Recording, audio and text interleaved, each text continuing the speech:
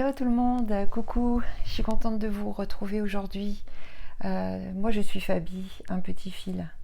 Je crée des modèles de broderie, je suis aussi teinturière de fils en coton, de fils de soie, de ruban, de croquet, de dentelle, des petits accessoires qui viendront embellir vos broderies pour vos projets personnels. Mais aussi je crée donc des modèles à broder et j'organise des salles. Et si vous êtes là aujourd'hui, c'est probablement parce que vous voulez en savoir plus sur le démarrage de notre aventure au parc. C'est comme ça que j'ai intitulé mon prochain projet, donc le projet qu'on va commencer aujourd'hui ensemble. Je suis très contente de vous présenter la première étape. Donc là, je viens pour refaire un petit peu le point avec vous au niveau des fournitures, au niveau de l'avancée du projet. Je vais rappeler un petit peu aussi le planning. J'ai quelques petites informations à vous donner aussi sur des projets qui sont des portes ouvertes que je voudrais organiser à ma nouvelle maison. Et aussi un projet de chambre d'hôte que je vais développer en 2025. C'est pas encore pour tout de suite, mais je voudrais faire un petit sondage auprès de vous pour voir si ce projet pourrait éventuellement être intéressant pour vous. Et il me tient vraiment à cœur de vous le présenter. Mais pour ça, attendez la fin de la vidéo parce que pour l'instant, je vais plutôt orienter ma vidéo sur le sale, hein, vous dire un petit peu, vous dévoiler un peu cette première étape. Alors, je prends un petit... Je me suis préparé une petite tisane qui vient de Haut Jardin des Femmes.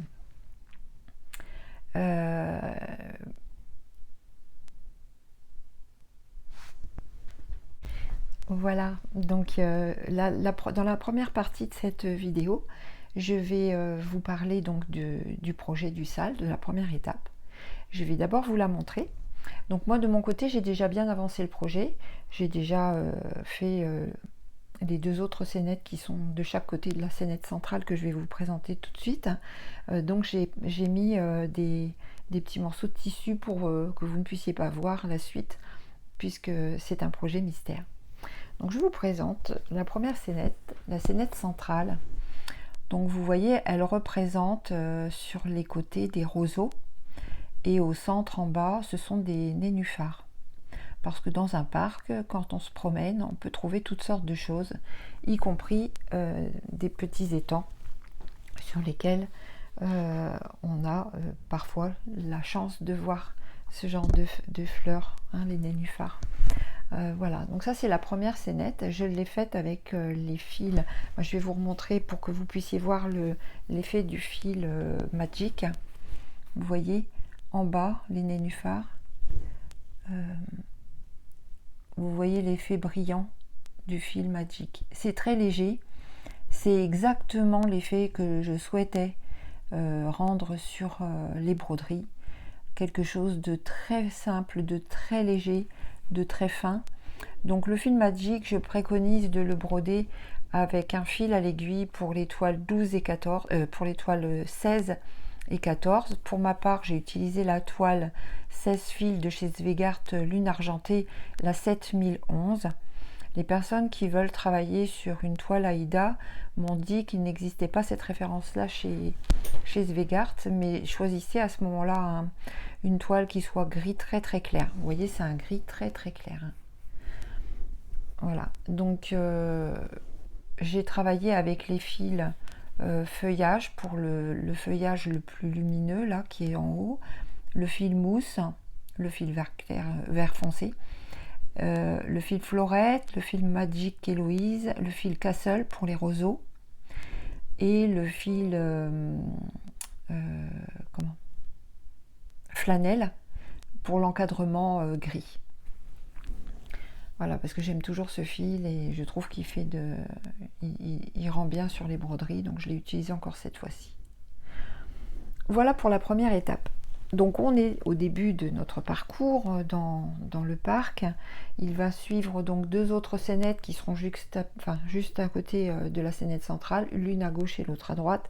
Je vous dis ça, c'est important parce que les scénettes ne se mettent pas de haut en bas, mais de gauche à droite. Voilà. Que dire sur le projet? Donc je vais vous remontrer la palette. Donc la palette de fils là, qui est toujours en vente bien sûr, puisque les personnes qui veulent nous accompagner, qui voudraient attendre un petit peu de voir comment le projet va évoluer, si ça leur plaît, jusqu'à la fin, moi je vendrai de toute façon les packs et les palettes à l'unité jusqu'au bout. Donc il n'y a pas de souci, il n'y a que le jour où je vais sortir le kit complet que vous ne pourrez plus trouver les palettes toutes seules, mais que vous trouverez le projet avec les grilles. Donc vous avez le fil mousse, il y a le fil flanelle, fleur de sel. Ça c'est un fil Magic mais blanc uni. Le fil Magic Héloïse, un petit peu d'huile dorée qu'on mettra à la fin. Le fil Florette, Aimé, Castle, on n'a pas besoin de beaucoup, vous l'avez vu broder sur les roseaux. Le fil Épice, un petit peu brodé aussi sur la branche en hauteur. Le fil Feuillage et le fil Mousse. Voilà les fils qui constituent cette palette. Si vous souhaitez broder avec d'autres fils, vous savez bien qu'il n'y a aucun problème. Simplement, je ne mets pas les correspondances, donc vous trouverez, vous, de votre côté, des fils qui pourront être soit proches, soit carrément dans les goûts que vous voulez. Hein. Vous pouvez changer les couleurs aussi, il n'y a pas de souci. Vous pouvez participer donc à ce SAL en vous inscrivant, en rejoignant le groupe Facebook qui s'appelle SAL au parc. Je vais mettre en bas. SAL au parc. Il faut bien cocher la petite case pour dire que vous acceptez les règles du groupe, c'est important, sinon automatiquement nous refuserons avec Rebecca toutes les demandes demandes d'adhésion. Hein. Voilà, donc ça c'est pour le groupe Facebook qui est donc maintenant bien installé. On est, je crois, pas loin de 200, je crois. Hein. Voilà. Et sinon, vous pouvez aussi suivre l'aventure sur mon blog. Donc c'est unpetitfiloverblog.com, je crois. Mais de toute façon, je vous remets aussi les références ici en bas. Donc au niveau du calendrier, aujourd'hui, on démarre. Vous voyez cette petite scénette, c'est pas très long non plus. Mais moi, je mets 15 jours entre chaque étape. Donc la prochaine étape, ce sera le vendredi 12 octobre. Puis la troisième étape le 26 octobre et enfin la dernière étape le 9 novembre. Donc il y aura des petits animaux, je vous l'ai dit.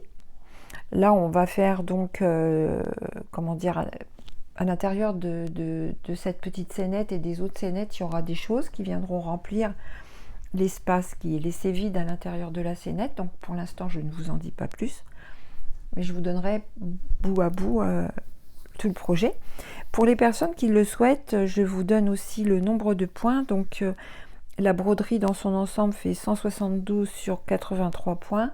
Il est possible qu'elle soit un petit peu plus haute parce que j'ai dans l'idée, vous savez, moi je travaille beaucoup dans le ressenti et je mets les choses au fur et à mesure. Enfin, souvent c'est dommage. Bon, ça c'est sûr que je peux pas changer les couleurs parce que vous avez tous vos palettes, mais parfois il m'arrive de rajouter quelques petites choses, et là j'ai envie de rajouter quelque chose à la fin qui risque d'augmenter un petit peu la hauteur, mais vraiment ça sera pas grand chose. Au pire on passera de 83 points à une centaine de points quoi. Bon, je vous en dis pas plus que même pour l'instant, même moi je suis pas encore bien, j'aime bien me laisser guider par mon intuition, donc de toute façon je laisse faire les choses. Mais le coupon que vous avez commandé sur ma boutique en ligne est largement, mais largement assez grand pour augmenter. Parce que, voyez-vous, sur la broderie, au pire, si je vais essayer de ne pas faire de bruit avec mon micro, au pire, si je devais augmenter, ça serait là. Hein. Donc, vous inquiétez pas, vous avez au niveau de... Moi, j'ai fait un coupon le même que le vôtre. Vous avez largement, même si vous prenez de la 12 fils, parce que sur une toile 12 fils, j'avais fait, ça fait 14 cm de haut, donc sur un coupon qui fait 33, vous avez encore beaucoup de place. Voilà. Voilà. Donc la palette est au prix de 19 € toute seule et 26 € avec la toile à broder. Si vous prenez le pack avec la toile à broder.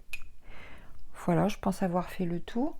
J'espère que ça va vous plaire. J'espère que ça va vous donner envie de continuer l'aventure. Il n'y a pas de date butoir, il n'y a pas de... je veux dire, vous faites à votre rythme, vous faites en fonction de vos disponibilités et puis surtout de vos envies, parce que je sais que c'est pas les seuls projets, c'est pas le seul projet que vous avez à mener en broderie.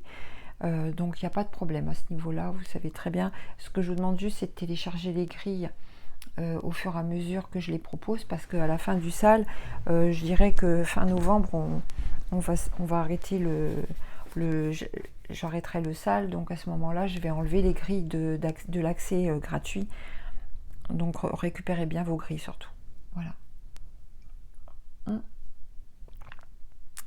Voilà, sinon de mon côté, je prépare les salons. Donc j'ai un salon qui se prépare pour Kutzenhausen. Je vous mets la petite affiche ici. En Alsace, donc, c'est un salon qui aura lieu à la fin du mois de novembre. Je crois que c'est le 24 novembre dans ce créneau-là. Ensuite, il y aura le salon de Sailly-sur-la-Lys. Je vous mets aussi l'affiche ici, qui se passe dans le Nord, le week-end, je crois, du 20... Enfin, regardez sur l'affiche que je viens de vous mettre sur l'écran, mais de mémoire, c'est le week-end du 28 novembre. Et juste après, donc, à Gistel, en Belgique, près d'Ostende, je viendrai vous voir sur ce très beau salon qui a lieu tous les ans maintenant. Pas loin de l'approche de Noël, toujours sympathique. Mais entre deux, voilà, mon projet, ça serait d'organiser une porte ouverte. J'aurais envie vraiment d'organiser chez moi une porte ouverte avec mes amies Roselyne et Isabelle. Nous en avons parlé. Il y aura une porte ouverte qu'on pourra faire toutes les trois. Alors, ça ne sera pas avant le mois de juin de l'année 2025 parce que nos plannings ne nous permettent pas de le faire plus tôt. On a soit l'une, soit l'autre des choses de prévues avant. Et donc moi j'aurais voulu par contre le faire toute seule, faire une porte ouverte chez moi, mais toute seule, sans mes amis, là, pour tester un petit peu, pour voir avec vous si ça vous convient, donc au mois d'octobre. Et je vous propose le week-end du 12 octobre. Peut-être que ça sera trop tôt pour vous, peut-être que... Est-ce que vous pouvez me dire en message si vous seriez partante pour venir le week-end du 12 octobre. Je vais faire un sondage parce que évidemment s'il n'y a personne, je ne le ferai pas. Si par contre vous êtes... il faudrait au moins qu'il y ait une petite dizaine de personnes qui puissent venir, quoi. Ça serait intéressant. Sinon, comme moi j'ai pas de boutique en dur, si vous voulez, je n'ai pas un magasin où je reçois en continu. Là, sinon, si je fais une porte ouverte, ça veut dire que je redescends tout, que je mets en place, comme si je faisais un petit salon en fait. Donc ça, je le ferai que si je sais que vous venez en fait. Voilà. Donc ça sera avec plaisir que je vous recevrai le week-end du 12. Si ces dates-là ne vous conviennent pas, et peut-être je mets une option sur le week-end qui suit. Mais après, c'est pas évident parce que je dois partir en Alsace. Donc on va dire le week-end du 12. Voilà. Je vous laisse me dire si ça pourrait vous intéresser en commentaire, de façon à ce que je puisse réunir un petit peu pour sonder un petit peu le nombre de personnes qui pourraient venir. Moi j'habite Hirson, donc Hirson ça se situe à... Maintenant je me suis rapprochée de la Belgique, donc nos amis belges peuvent peut-être être intéressés par ce type d'événement. Je serai toute seule c'est sûr, mais ça peut être aussi intéressant pour vous, plutôt que de commander. Et puis en plus, je vous préparerai des petites choses, voilà, un petit thé, un petit café, comme on fait d'habitude avec mes amis. Je ferai pareil avec vous quand vous viendrez. Donc je suis non loin de la Belgique, je suis à 25 km de Chimay. Je suis à côté du Nord, je suis pas loin du Pas-de-Calais, du 62. Donc en fait, je suis assez à la frontière de tous ces départements. Hirson, on est à 1 heure de Charleville-Mézières. Je suis à côté de Avesnes-sur-Helpe, pas très loin de la Capelle. Pour les personnes qui connaissent un petit peu, bon, je suis à peu près à 1h30 de Lille, mais je suis plus proche du Pas-de-Calais. Donc pour les gens qui sont du côté de Cambrai, Arras, je crois que je suis pas trop loin. Voilà, sans compter que dans mon coin, il y a vraiment de très jolies choses à visiter. Je vais vous donner quelques petits sites. Donc à côté de chez moi, à 3 km, il y a les cascades de Blangy avec son étang. Ça c'est très joli. Je vous montre une photo là. Il y a le château de Trélon qui est pas très loin. Il y a l'abbaye Saint-Michel qui est vraiment juste à côté, qui est à quelques kilomètres. Dans les 30 km aux alentours, en fait, ce que je vous dis, c'est dans les 30 km, il y a le lac du Val-Joli. Il y a le parc naturel de la Vénois, ça c'est très très beau, il y a beaucoup de balades à faire. Il y a le familistère de Guise, ça c'est un petit peu plus loin, mais quoique ça fait une demi-heure de route. Il y a les églises fortifiées de Tirage, pour les gens qui aiment beaucoup les églises fortifiées, on en trouve beaucoup dans ma région. Et sinon, vous avez... mais ça serait plutôt pour les gens qui voudraient venir passer un week-end. Je vais vous expliquer mon projet de chambre d'hôte, parce qu'on n'est pas loin de la vallée de la Meuse. Et il y a de très jolies promenades aussi à faire dans la vallée de la Meuse. Charleville-Mézières, je vous dis, est à une petite heure de route. Il y a la ville fortifiée de Rocroi, qui n'est pas très loin non plus. Et surtout, vous avez de très belles choses à visiter aussi en Belgique. C'est un site qui... Enfin, disons que c'est l'opportunité pour les gens qui viennent, qui voudraient venir à mes portes ouvertes, de faire une petite pause. Je peux très bien, par exemple, le midi, préparer une salade, et puis on mange un petit bout, et puis vous repartez ensuite pour visiter la région. Voilà. Donc ça, c'était pour la proposition de la porte ouverte, et il y en aura d'autres, parce que si je vois que ça vous plaît, bien sûr, je pourrai en organiser davantage. D'autre part, voilà, dans ma maison qui est quand même assez grande, j'ai 200 mètres carrés, j'ai une chambre très spacieuse dans laquelle j'ai la possibilité d'aménager un cabinet de toilette, et j'avais envie de proposer à mes clientes de venir passer soit une nuit, soit 2 nuits. Bien sûr, ça serait une chambre d'hôte, donc je le ferai payer aussi, hein. Mais l'avantage, c'est que je pourrais organiser, dans la mesure où vous en avez envie, un petit atelier. Par exemple, on pourrait imaginer que j'organise un atelier de broderie au ruban, et ainsi, comme ça, vous profitez du week-end où vous venez passer le week-end complet, donc avec la nuit et le petit déjeuner qui serait compris dans le prix. Je vous fais une proposition soit avec un atelier, soit sans atelier, et je peux vous proposer à ce moment-là de mettre à disposition des fournitures pour vous apprendre à faire la broderie au ruban. Ça serait une chose qui me tiendra à cœur, parce que des ateliers, j'en ai déjà fait, j'en ai beaucoup proposé dans les clubs, et j'allais donc moi proposer mes services dans les clubs pour apprendre justement des points de broderie traditionnels et au ruban, avec un petit projet à faire assez rapide, hein, dans une journée. Ça, je peux vous le proposer. On pourrait dire par exemple que un petit atelier qui durait 3 heures, et puis ensuite vous pourriez passer donc la nuit bien sûr à la maison. Il y aurait un petit déjeuner qui vous serait donc proposé aussi dans le prix de la chambre d'hôte, et après vous faites ce que vous avez envie. Soit vous prenez toute votre journée, ou vous poursuivez votre route et puis vous allez visiter un autre endroit, soit vous prenez 2 nuits, c'est possible aussi, pourquoi pas. Et à ce moment-là, ça vous laisse la possibilité d'avoir un point d'attache, un point central, et puis ensuite de graviter dans la région, et puis faire ce que vous avez à faire. Voilà. Donc c'est pas mal pour les gens qui viennent de loin, ça leur permet comme ça éventuellement d'avoir un point de chute. Voilà, on partagerait donc juste les toilettes, parce que j'ai pas de toilette dans la chambre, mais ça c'est un projet, si vous voulez, qui est pour 2025, parce que ça nécessite quand même que je fasse les travaux d'aménagement de ce cabinet de toilette. Donc il y aurait une douche et puis un petit lavabo, une chambre, comme ça vous êtes complètement autonome. Il y aura une bouilloire, je vous laisserai bien sûr un peu comme on fait dans une chambre d'hôte, hein. Il n'y a que les toilettes, les WC qui seraient à partager en fait. Bon, pour l'instant c'est un projet, ça fait longtemps que j'y pense. De toute façon j'y pensais déjà avant d'acheter la maison, quand je l'avais visitée. Je m'étais dit que ça pourrait être une idée, mais pour le mettre en place, il faut que je fasse un petit sondage auprès de vous pour voir si ça vous intéresse. Parce que si je vois qu'il n'y a pas du tout d'écho, je sais pas, j'orienterai peut-être une chambre d'hôte, mais qui n'aura rien à voir avec la broderie, qui pourra juste... voilà. Enfin, dans tous les cas, j'attends vos avis, j'attends vos sujets. Enfin, dites-moi si c'est un projet qui pourrait vous plaire. Voilà. sachant que dans la région, c'est vrai qu'il y a beaucoup de choses à voir. Voilà tous les projets.